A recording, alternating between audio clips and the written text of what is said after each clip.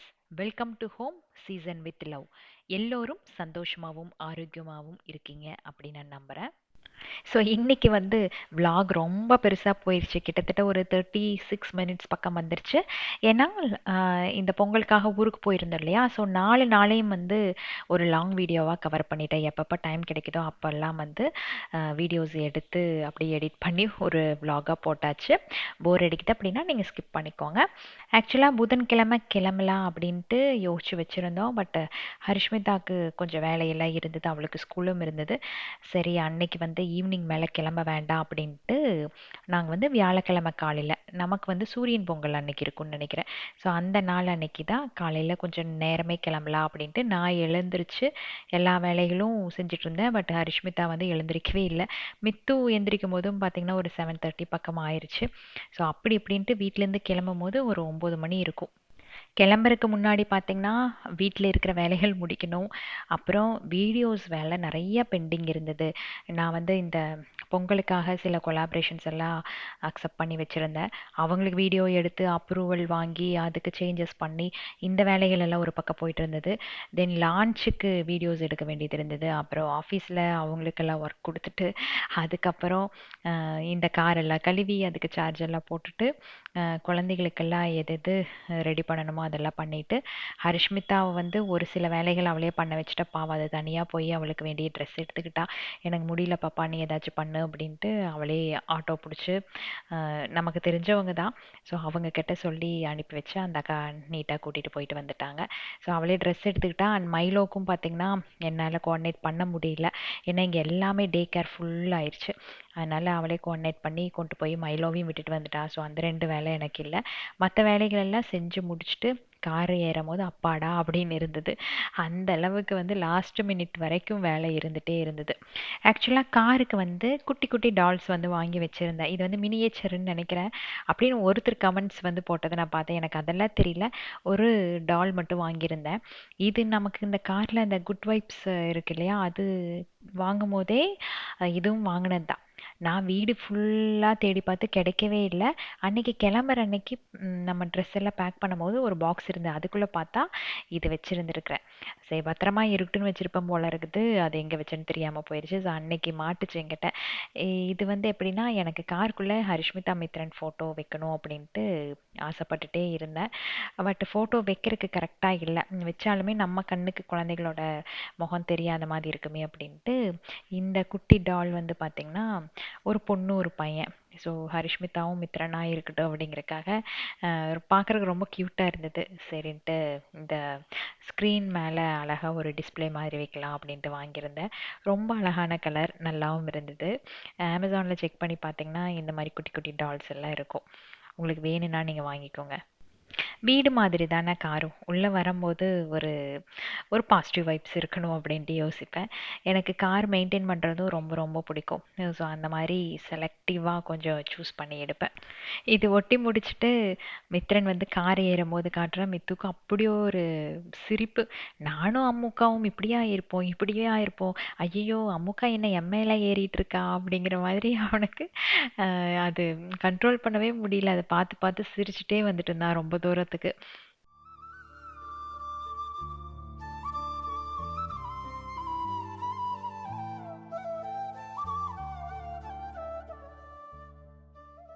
இப்போ இண்டஸ் வேலியில் பார்த்தீங்கன்னா premium stainless steel vacuum insulated water bottle 1000 ml, leak proof, double wall, hot and cold ரெண்டுமே, அதாவது 2 வகையான தண்ணியும் வந்து நம்ம ஊற்றி வச்சுக்கலாம். சுடு தண்ணி ரொம்ப நேரத்துக்கு நல்லா தாங்குது. அதே மாதிரி தான் கோல்டு வாட்டரும். இது வந்து நான் ட்ராவலுக்கு இப்போ யூஸ் பண்ணிகிட்ருக்கேன். ரொம்ப நல்லா இருக்குது, ஃப்ரெஷ்ஷாக இருக்குது வாட்டர். அந்த வாசம் அந்த மாதிரி எல்லாம் எதுவுமே இல்லை. ஸோ 1 லிட்டர் கெப்பாசிட்டி இருக்கிறதுனால நமக்கு கொஞ்சம் லாங் ட்ராவலுக்கெல்லாம் யூஸ்ஃபுல்லாக இருக்கும். அண்ட் ஆஃபீஸுக்கும் யூஸ் பண்ணிக்கலாம். நல்ல ஒரு உட்டன் லிட்டோட வரங்காட்டி பார்க்குறக்குமே வந்து ரொம்ப ஸ்டைலிஷாகவும் இருக்குது. கோல்டு வாட்டர் ஊற்றுனீங்க அப்படின்னா 24 ஹவர்ஸ்க்கு நல்லா கூலிங்காக இருக்கும். அதே மாதிரி ஹாட் வாட்டர் ஊற்றுனீங்க அப்படின்னா 12 ஹவர்ஸ்க்கு நல்லா சூடாக இருக்கும். உங்களுக்கு நெக்ஸ்ட்டு வந்து நல்ல ஒரு பெரிய சைஸ் தோசை தவா. ரொம்ப நல்லா இருக்கு. நல்ல கிறிஸ்பியான தோசை வருது. நான் வந்து யூஸ் பண்ணும்போது கண்டிப்பாக ஷார்ட்ஸ் வீடியோவில் இன்க்ளூட் பண்ணுறேன். அதுக்கும் பார்த்தீங்கன்னா நல்ல உட்டன் லிட் கொடுத்துருக்காங்க. நல்ல ஹெவியான ஒரு தோசை தவா. ஒரு நான்ஸ்டிக் ஃபீலே இருக்கும். நெக்ஸ்ட்டு இந்த stainless steel deep fry pan வந்து ஸ்டீல் லிட்டோடவே வருது. Turbo cook triply stainless steel 1.5 litre capacity இருக்குது.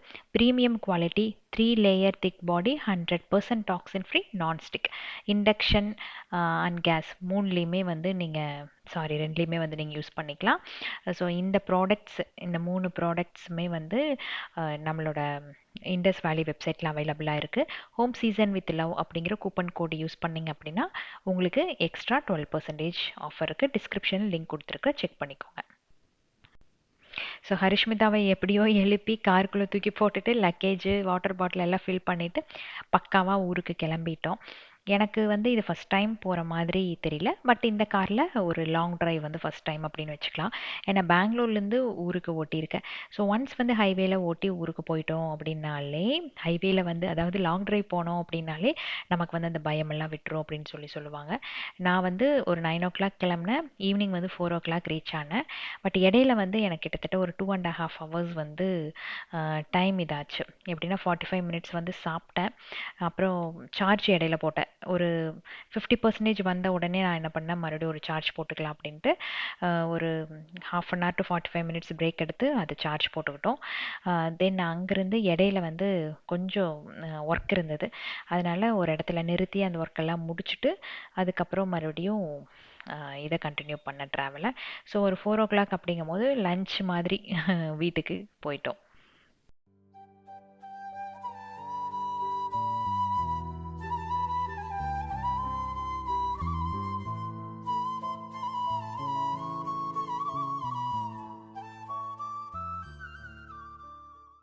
ஸோ தேர்ஸ்டே வந்து ஈவினிங் அங்கே போனதுக்கப்புறம் ஆஸ் யூஷுவல் எப்பவும் போல் டின்னர் எல்லாம் முடிச்சுட்டு கொஞ்சம் டயர்டாக இருந்தது. அதனால் தூங்கி எழுந்திரிச்சாச்சு.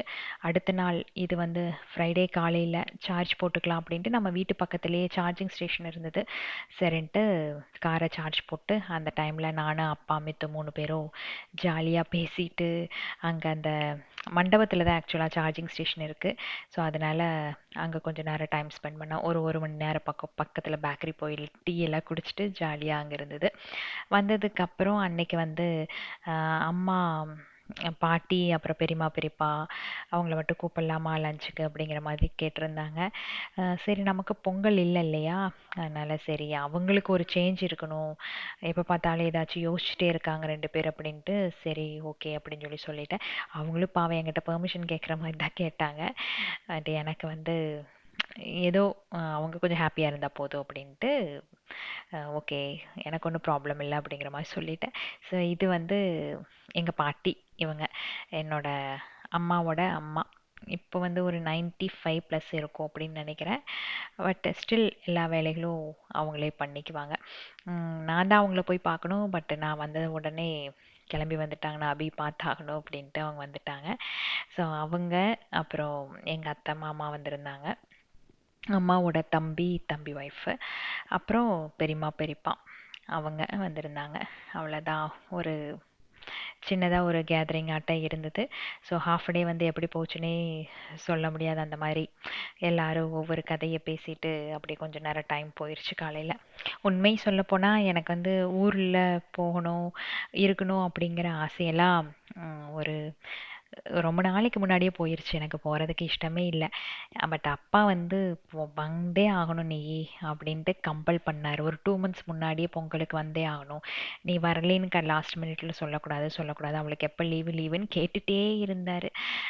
சரி அவருக்காக தான் ஊருக்கு போனதே. அவருக்கு ஒரு சேஞ்ச் இருக்கட்டும். ஏன்னா அவர்னால வந்து அடிக்கடி இங்கே வந்துட்டு போயிட்டு இருக்க முடியாது இல்லையா, அவருக்கு ட்ராவலிங் எல்லாம் வந்து பண்ணுறது கஷ்டம். அதனால தான் சரி நாமளே போய் பார்த்துட்டு வந்துடலாம். அது இல்லாமல் அவருக்கு கண் ஆப்ரேஷன் பண்ணியிருந்தது, அதுக்கு கூட நான் போகல. இடையில கூட நீங்களாம் கேட்டீங்க இல்லையா, அம்மா எங்கேன்னு கேட்டிருந்தீங்க இல்லையா. ஸோ அம்மா வந்து அப்பாவோட கண் ஆப்ரேஷனுக்காக தான் போயிருந்தாங்க. போயிட்டு ஆப்ரேஷன் எல்லாம் முடிஞ்சு ஒரு 1 மந்த் அவங்க கூட இருந்துட்டு வந்தாங்க. ஆப்ரேஷன் அப்போ கிளம்பி வரேன்னேன். ஆனா, "வேண்டாம் சாமி நீ அங்கேயே இரு" அப்படின்ட்டாரு அப்பா. "நீ அங்க இருக்கிற வேலைய பாரு, அம்மா இருந்தா போதும். கண் ஆப்ரேஷன் தானே, இது என்ன பெரிய விஷயமா?" அப்படிங்கிற மாரி சொல்லிட்டாரு. அப்புறம் நானும் இடையில வர முடியாம போயிருச்சு. ஸோ இது வந்து உங்களுக்கு ஞாபகம் இருக்கா? நான் வந்து பொங்கல் அப்படின்னா, இந்த சேம்பு சட்னி வந்து கண்டிப்பா பட்டியில செய்வாங்கன்னு சொல்லியிருந்தேன் இல்லைங்களா? அதுதான். கொஞ்சம் கிடைச்சது அப்படின்ட்டு மாமா வாங்கிட்டு வந்து குடுத்துருந்தாங்க. அத்தை வந்து அத கிளீன் பண்ணிட்டு இருந்தாங்க. இது வந்து ரொம்ப ரொம்ப நல்லது. அதிகமா வந்து எடுத்துக்க மாட்டாங்கன்னு நெனைக்கிறேன். பட் வயித்துக்குள்ள வந்து முடி இருந்தா கூட ஜீரணம் பண்ணிவிடும். அந்த அளவுக்கு வந்து இதுல பவர் இருக்கு அப்படின்னு சொல்லுவாங்க.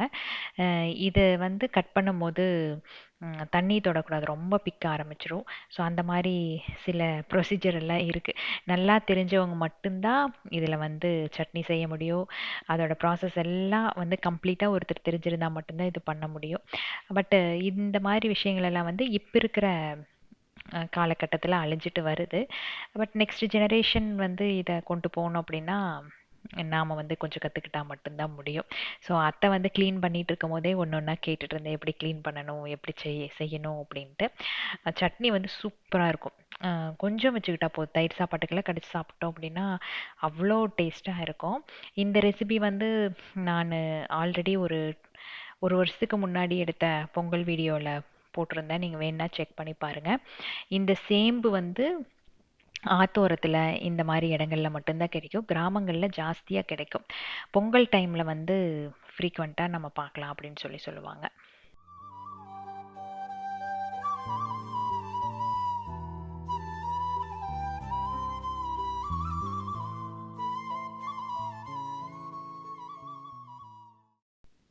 இன்னுமே வந்து அம்மா வீட்டுக்கு போனேன் அப்படின்னா, நான் வேலை செஞ்சதே இல்ல. ஒண்ணு வந்து அம்மா அவ்வளோ சீக்கிரம் உள்ள விட மாட்டாங்க.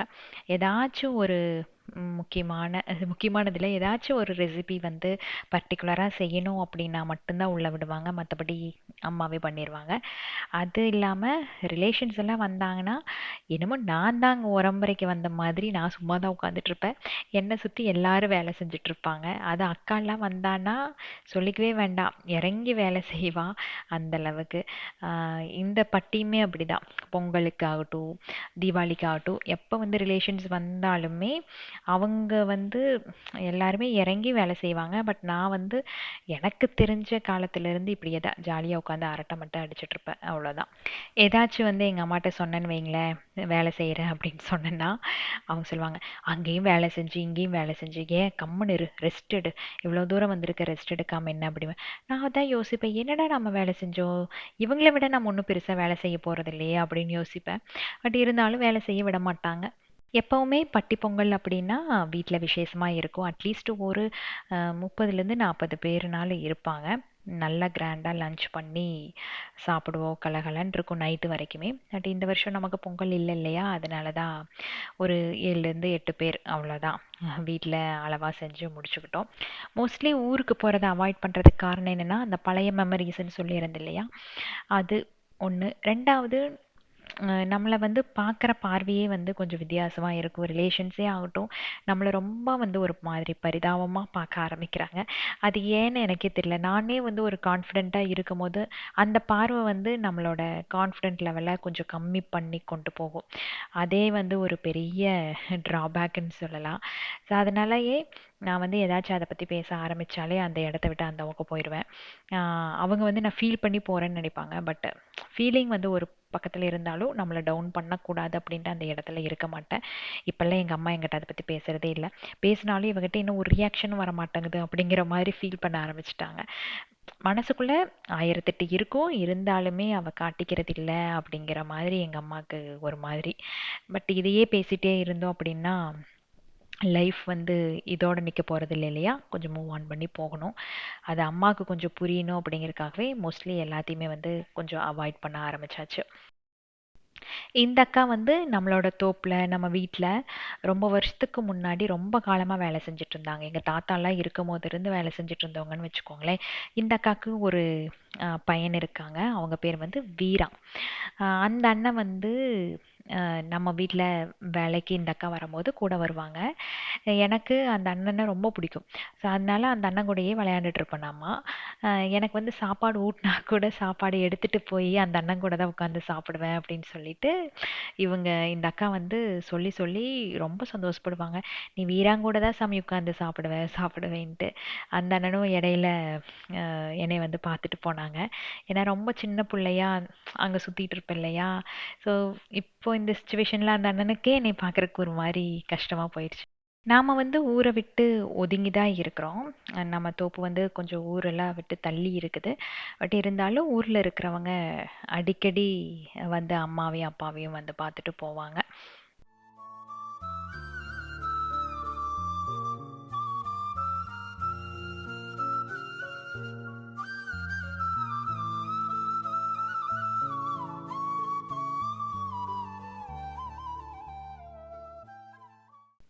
இவர் வந்து என்னோட மாமா. எங்க ஃபேமிலியில வந்து மாமாவ வச்சு காமெடி பண்ணாதவங்க யாருமே இருக்க மாட்டாங்க. ஆனா மாமா வந்து பயங்கர ஜாலி. எது வந்து யார் என்ன பேசினாலும் அ மாமாங்கிற உரிமையில தான் எல்லாரும் பேசுவோம், பண்ணுவோம். அந்த கிண்டல் கேலி எல்லாம் இருக்கு இல்லையா? அவரும் வந்து சரிக்கு சமமா தான் பேசுவாரு. அ அ கொஞ்ச நேரம் அவர் கூட இருந்தாலுமே நமக்கு வந்து டைம் போறதே தெரியாது. அந்த மாதிரி ஜாலியா பேசிட்டு, ஏதாச்சும் ஒரு காமெடி பண்ணிட்டு, எங்க அப்பாவ கிண்டல் அடிச்சுட்டு, எங்க அப்பா இவர கிண்டல் அடிக்க, இந்த மாரியே கான்வர்சேஷன்ஸ் போயிட்டே இருக்கும். அண்ட் எங்க அம்மாவுக்கு வந்து ஒரு பெரிய பேக் போன். எங்க அம்மா வந்து கடைசி பொண்ணு. எங்க மாமா வந்து கடைசி பையன். எப்ப கூப்பிட்டாலும் டக்குன்னு வந்துருவாரு. ஏதாச்சும் திங்ஸ் எல்லாம் வாங்கணும், பண்ணணும். ஏதா ஹெல்ப் வேணும் அப்படின்னா, அவர் வந்து நல்லா ஹெல்ப் பண்ணுவாரு. அந்த மாதிரி அவங்க 2 பேத்துக்குள்ள இருக்கிற பாண்டிங் கொஞ்சம் தனியா இருக்கும். ஸோ அங்கேயும் இங்கேயும் அரட்டை அடிச்சுட்டு நானும் பாப்பாவும் எங்கள் அண்ணன் வீட்டுக்கு போயிட்டோம். பக்கத்தில் தான் அவங்களும் பொங்கலுக்கு வந்து கூப்பிட்டுருந்தாங்க. அங்கே ஒரு 12:30க்கு போனால் ரிட்டன் வீட்டுக்கு வரதுக்கு ஒரு 3 o'clock பக்கம் ஆயிடுச்சு. அது வரைக்கும் எல்லோரும் வெயிட் பண்ணிட்டு இருந்தாங்க. வந்ததுக்கப்புறம் சூப்பராக ஒரு லஞ்ச் வந்து ரெடி பண்ணதை சாப்பிட்டாச்சு. ரைஸு, அப்புறம் அகத்திக்கீரை, அவரைக்காய் பொரியல், அப்புறம் அரசாணிக்காய் பொரியல், பாயாசம் மட்டும் வைக்கல, வடை, சக்கரை பொங்கல் கொஞ்சம் குக்கரில் வச்சுருந்தாங்க. நல்லா திருப்தியாக சாப்பிட்டு ஈவினிங் வந்து என்னோட ஃப்ரெண்டு வீட்டிலேருந்து பட்டிக்கு கூப்பிட்டுருந்தாங்க. ஸோ அங்கே போகலாம் அப்படின்ட்டு நானும் பாப்பாவும் மட்டும் கிளம்பிட்டோம். மித்து வந்து ரொம்ப டயர்டு. ஸோ அவர் வந்து வீட்டிலேயே ரெஸ்ட் எடுக்கட்டும் அப்படின்ட்டு அவனை விட்டுட்டு நானும் பாப்பாவும் மட்டும் ஒரு 5 மணி அப்படிங்கும்போது கிளம்பிட்டோம்.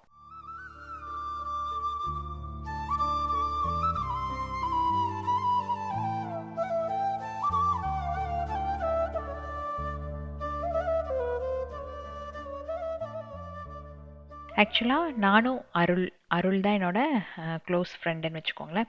ஸோ 2 பேருமே வந்து ஸ்கூல்ல இருந்தே ஒண்ணா படிச்சோம். பட் ஸ்கூல்ல வந்து அவ்வளோ நாங்க பேசினதில்ல. பட் காலேஜ் வந்ததுக்கப்புறம் நல்ல ஒரு ஃப்ரெண்ட் ஆயிட்டோம் 2 பேருமே. ஸோ மேரேஜுக்கு அப்புறம் ஆம், வந்து ஃபேமிலி ஃப்ரெண்டே ஆயிட்டோம் எல்லாருமே. அவங்க அம்மா அப்பாவெல்லாம் எனக்கு முதலே தெரியும். மேரேஜுக்கு அப்புறம் அவங்களோட ஒய்ஃப் சுபா, அருள் எல்லாருமே வந்து ரொம்ப ரொம்ப க்ளோஸ். ஸோ அவன் தான் வந்து பட்டி கூப்பிட்டுருந்தான். இங்கே வர பொங்கல் இல்லை அப்படின்ட்டுலாம் யோசிக்கக்கூடாது. பொங்கலுக்கு வந்து நம்ம வீட்டுக்கு வந்துரு பட்டிக்கு அப்படின்னா. இல்லை நான் 1 இயர் இல்லாமல் அதெல்லாம் போகக்கூடாதுன்னு சொல்லுவாங்க. நான் அதெல்லாம் யோசிக்காத, கம்முனு கிளம்பி வா, நம்ம வீட்டில் என்ன அதெல்லாம் அப்படின்ட்டு உரிமையாக கூப்பிட்டேன் என்னோட க்ளோஸ் ஃப்ரெண்டு ஓட பட்டிக்கு தான் போயிருந்தோம். அன்னைக்கு வந்து அவங்களோட அப்பாவோட பர்த்டே. அதனால கொஞ்சம் நல்லா கிராண்டா பண்ணலாம் அப்படின்ட்டு இந்த மாதிரி சில இதெல்லாம் வச்சுருந்தாங்க, ப்ரோக்ராம் எல்லாம் வச்சுருந்தாங்க. ரொம்ப நல்லா இருந்தது. இதெல்லாம் ஹரிஷ்மிதாக்கு என்னன்னே தெரியல. பட்டு அவளுக்கெல்லாம் வந்து பார்க்கறக்கான சான்சஸ் இருந்தது. இந்த தெப்பக்குளமெல்லாம் நான் பார்த்தே ரொம்ப நாள் ஆச்சு. பட் அவங்க வந்து வருஷம் வருஷம் பண்ணிட்டு இருக்காங்களாம். இது இப்படியே கண்டினியூ பண்ணு அப்படின்னு சொல்லிட்டு வந்திருந்தேன்.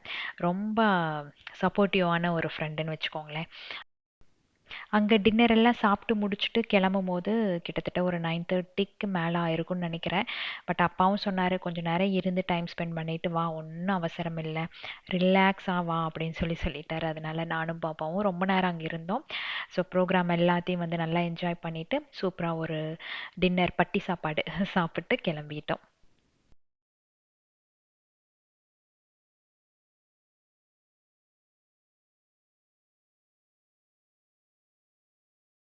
இது வந்து அதுக்கு அடுத்த நாள் அப்பாவும் பெரியப்பாவும் வந்து சேர்ந்து கார் ஃபுல்லாக கழுவிட்டு இருந்தாங்க. ஏன்னா அங்கேருந்து ட்ராவல் பண்ணி வந்தோம் இல்லையா, அதனால அழுக்கா இருக்கு அப்படின்ட்டு ரெண்டு பேரும் சேர்ந்து ஃபுல்லாக எல்லாத்தையும் நீட்டாக வாஷ் பண்ணி கொடுத்தாங்க.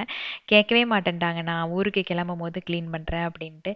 இல்லை இல்லை, கார் இப்படி வச்சிருக்கறதுக்கு நல்லா இருக்காது, நாங்கள் என்ன பண்ணுறோம், சும்மா தானே இருக்கிறோம் அப்படின்ட்டு ரெண்டு பேரும் அவங்க கதைகள் எல்லாம் பேசிட்டு அப்படியே காரை வந்து ஃபுல்லாக கழுவி எடுத்துட்டாங்க. அப்பா வந்து காலையில் ஒரு 5:30க்கு எழுந்திரிச்சார் அப்படின்னா நைட்டு ஒரு 12 o'clock வரைக்கும் ஏதாச்சும் ஒரு வேலையை துரு துருன்னு பார்த்துட்டே தான் இருப்பார். ஆனால் அவருக்குமே வந்து எங்கேயும் வந்து ரெஸ்ட் எடுக்கிறதுக்கு ஒரு சான்ஸே கிடைக்க மாட்டேங்குது. ஏன்னா அவர் இருக்கும் போதே நிறைய தடவை சொல்லியிருக்காரு, எனக்கு வந்து ரெஸ்ட்டே இல்லை பி, இந்த வயசுலேயும் வந்து நான் இவ்வளோ பாடுபட்டுட்டு இருக்கேன், எனக்கு ஒரு ரெஸ்ட்டே இல்லாமல் போயிடுச்சு பாரு, இல்லாமல் போயிடுச்சு பாருன்னு சொல்லிகிட்டே இருப்பார். பட் இப்போ பார்த்தீங்கன்னா அஹ், சொல்லவா வேணும், கவலை கவலை கூட ரெஸ்பான்சிபிலிட்டிஸ் ஜாஸ்தி ஆயிடுச்சு. இ- இப்படியெல்லாம் இருக்கிற சமயத்தில் நான் வந்து இங்கே இருக்கிறது அப்படிங்கிறது அவங்களுக்கு ஒரு பெரிய பேர்டனாக இருந்திருக்கும். ஸோ அதெல்லாம் அவங்களுக்கு கொடுக்கூடாது அப்படின்னு தான் அப்படியே நான் வெளியே போனதே. ஆக்சுவலாக ஊருக்கு போனது வந்து தேர்ஸ்டே, தென் ஃப்ரைடே வந்து அந்த பட்டிக்கு போனது, கெஸ்ட் எல்லாம் வந்திருந்தாங்க. ஸோ அந்த நாள் அப்படி போயிடுச்சு. சாட்டர்டே வந்து எனக்கு வெளியே கொஞ்சம் வேலைகள் இருந்தது, அன்னைக்கு நான் வந்து vlog எடுக்கல. ஸோ அன்னைக்கு ஃபுல் டே வந்து அக்கா வீட்டுக்கு போனது, இந்த மாதிரி ஃபுல் டே அப்படியே போயிடுச்சு, ட்ராவலே போயிடுச்சு. ஸோ அதுக்கு அடுத்த நாள் வந்து ஊருக்கு கிளம்புற நாள். அன்னைக்கு வந்து அமாவாசை. ஸோ சாமி எல்லாம் கும்பிட்டு அதுக்கப்புறம் அம்மா வந்து மத்தியானத்துக்கு மேலே திருநெல்வேலி கிளம்பலாம் அப்படின்னு சொல்லியிருந்தாங்க. அதனால காலையில் எனக்கு கொஞ்சம் ஒர்க் இருந்தது. அமாவாசை அன்னைக்கு வந்து நான் செய்ய மாட்டேன், அம்மா தான் செய்வாங்க. ஆஸ் யூஷுவல் அம்மா தான் வேலை. அதனால் அவங்களே வந்து குக்கிங் வேலையெல்லாம் பார்த்துட்டு இருந்தாங்க. நான் வந்து அப்பா கூட கொஞ்ச நேரம் டைம் ஸ்பெண்ட் பண்ணியே ஆகணும், வந்ததுலேருந்து அவர் கூட தனியாகவே பேசுறதுக்கு டைம் இல்லையே அப்படின்ட்டு அன்னைக்கு ஃபுல் டே வந்து எனக்கும் அவருக்குமான நாள் அப்படின்ட்டு ஒதுக்கியாச்சு. எப்போவுமே வந்து ஃபோனில் காலையில் ஒரு 9 மணிக்கு ஆஃபீஸ் கிளம்பும் போது பேசுனேன் அப்படின்னா ஒரு 1/2 to 45 minutes. ஆஃபீஸ் போகிறது வந்து ஒரு 10 நிமிஷம் தான். பட் இருந்தாலும் ஏதோ ஒரு பக்கம் நான் நிறுத்தி எந்த மாதிரி போயிட்டுருக்குது, என்ன பண்ணிகிட்ருக்கேன் அப்படிங்கிறது ஃபுல் விவரம் வந்து அப்பாட்ட சொல்லிடுவேன். தென் ஆஃப்டர்நூன் ஒருக்கா கூப்பிடுவேன், அப்புறம் நைட் ஒருக்கா கூப்பிடுவேன். அவரு கூடயே வந்து எனக்கு ஒரு ஒரு நாளில் ஒரு அரைவாசி நாள் எங்களோட கான்வர்சேஷன்லேயே போயிடும்.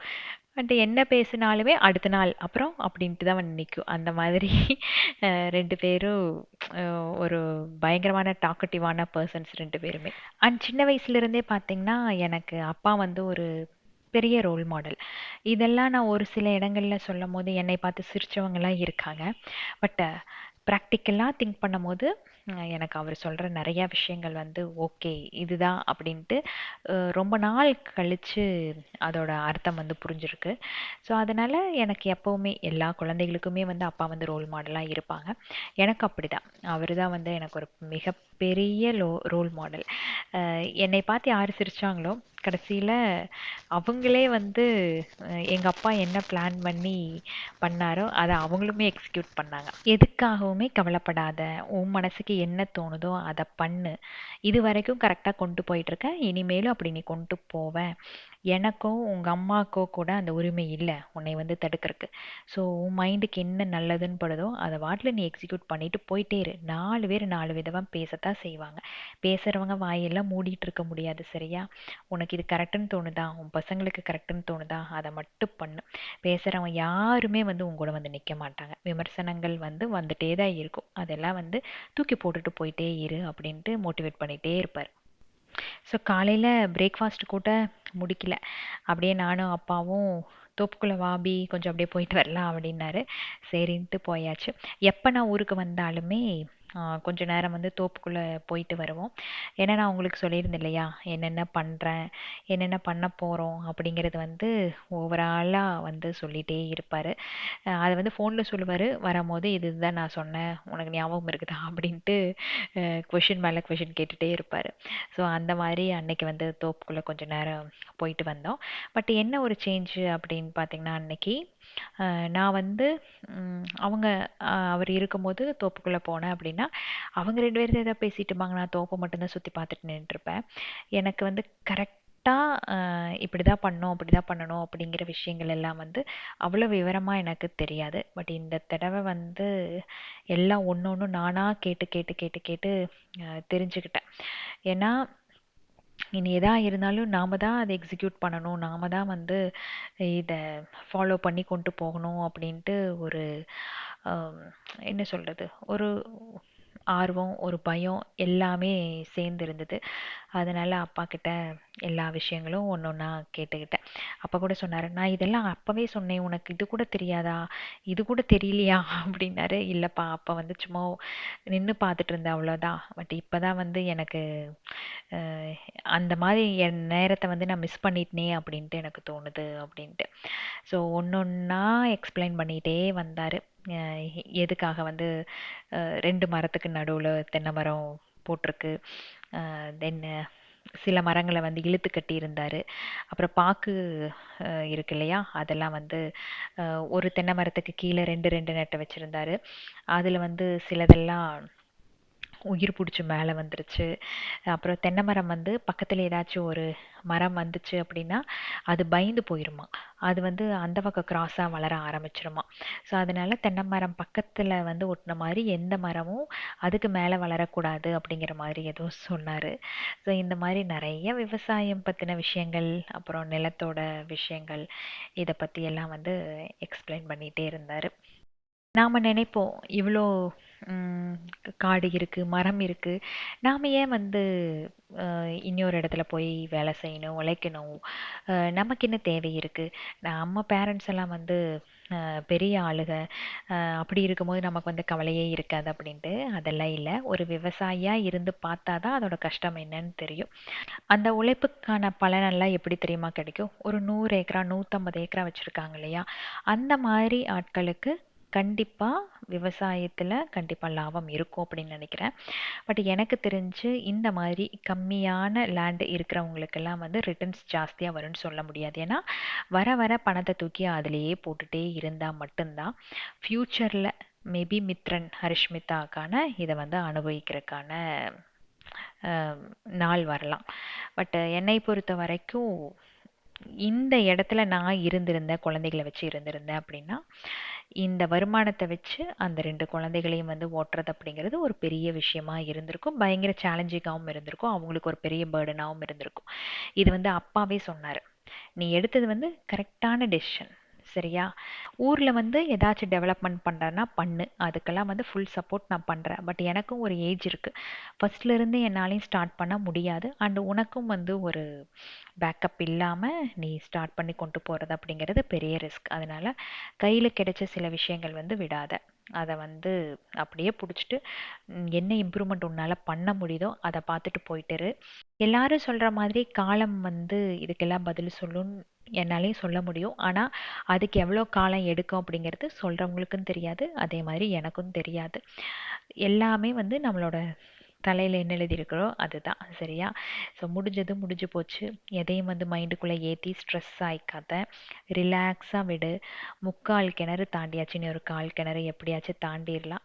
எதுக்காகவும் ஸ்ட்ரெஸ் எடுத்துக்காத, எதா இருந்தாலும் பார்த்துக்கலாம் அப்படின்ட்டு என்னைய வந்து ஃபுல் அண்ட் ஃபுல் பயங்கர சப்போர்ட்டிவாக இருக்கிறது அப்பா மட்டும்தான் அப்படின்னு சொல்லுவேன். அம்மா வந்து எமோஷ்னலி அட்டாச்டு. அவங்க வந்து எந்நேரமும் அவங்க மாப்பிள்ளைய நினச்சிட்டு ஃபீலிங்கில் தான் இருப்பாங்க. ஸோ அவங்க வந்து ப்ராக்டிக்கலாக எதுவும் திங்க் பண்ண மாட்டாங்க. பட் அப்பா அப்படி இல்லை.